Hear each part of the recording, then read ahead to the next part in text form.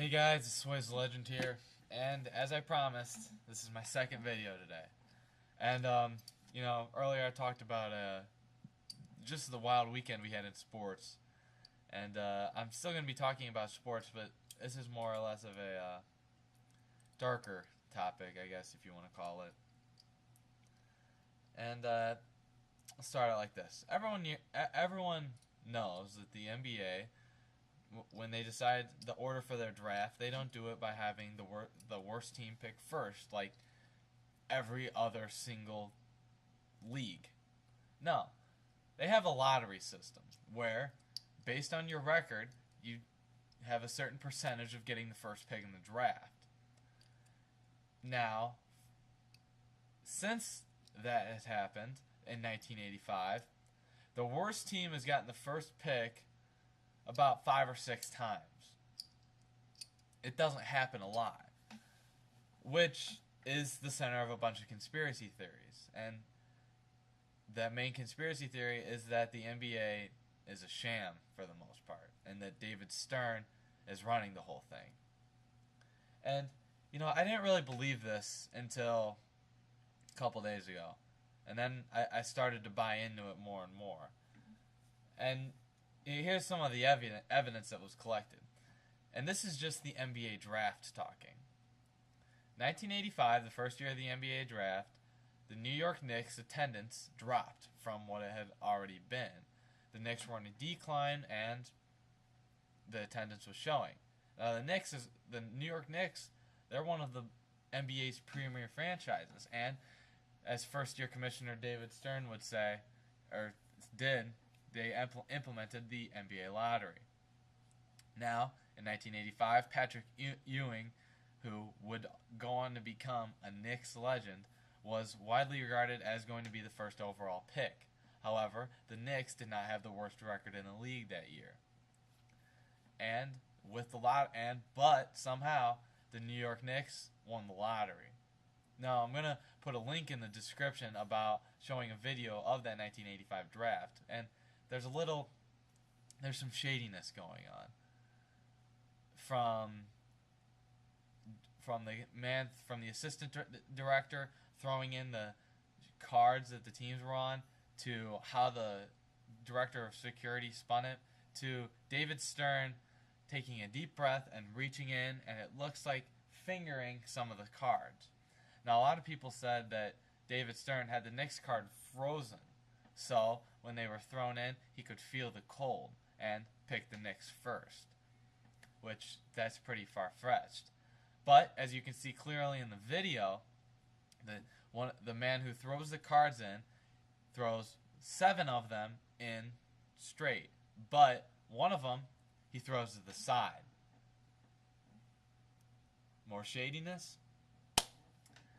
We also saw that a more recent example in 2009 when LeBron James left Cleveland, and a couple years before that in 2007 when the Bulls under Vinny Del Negro went 41-41 2 years in a row. They were kind of stagnating. The next year, with a less than 2% chance, the Bulls managed to snag the first pick in the draft, Derrick Rose, a Chicago native. We also saw the same thing in 2003 with the Cavaliers, who managed to pick LeBron James, who is from Akron, Ohio. And in 2009, when LeBron left, the Cavaliers got the first pick in the draft again with a 3.5% chance. This time, they were able to select Kyrie Irving, who was the first overall pick and Rookie of the Year this year. Even last year, and even this previous year, the New Orleans Hornets. Now, they still had a 15% chance of winning the lottery. However, the Bobcats, owned by Michael Jordan, who the NBA hasn't necessarily been too friendly to in the past years, had the first overall, had the best odds of getting the number 1 pick. However, they didn't. They got number 2. The New Orleans Hornets, who the NBA actually owned for most of the year, got the pick. More shadiness going on. We also saw that David Stern hasn't necessarily held the cleanest whistle. In the 2002 Western Conference Finals, we saw that the Sacramento that was officiated by Tim Donaghy, who was investigated for betting on sports, called had the Lakers go to the free throw line 34 times in the fourth quarter. The Kings went 6 times, and we saw that and that was in Game 6, which the Lakers were able to win, which would force a Game 7 in Los Angeles, which means the Los Angeles Lakers would have an advantage, and they did. They won Game 7 and went on to win the NBA Finals. We also saw earlier this year that David Stern hasn't really held up his end of the bargain. We saw that when the Lakers tried to trade for Chris Paul, the NBA turned the deal down, even though it would be in best interest for all 3 teams involved. The Lakers would get Chris Paul, the Rockets would get Pau Gasol, and the Hornets would clear a bunch of cap space and get 3 quality players, such as Luis Scola. However, the NBA turned this down, citing competitive balance. Yet, it let LeBron James, Dwayne Wade, and Chris Bosh all sign with the same team. And then we saw a couple days later, the Hornets were able to make a trade for Chris Paul, this time to the Los Angeles Clippers, which means Chris Paul would be able to team up with Blake Griffin. Now, usually I'm not a big believer in conspiracy theories. However, the evidence is very strong that David Stern is rigging the NBA.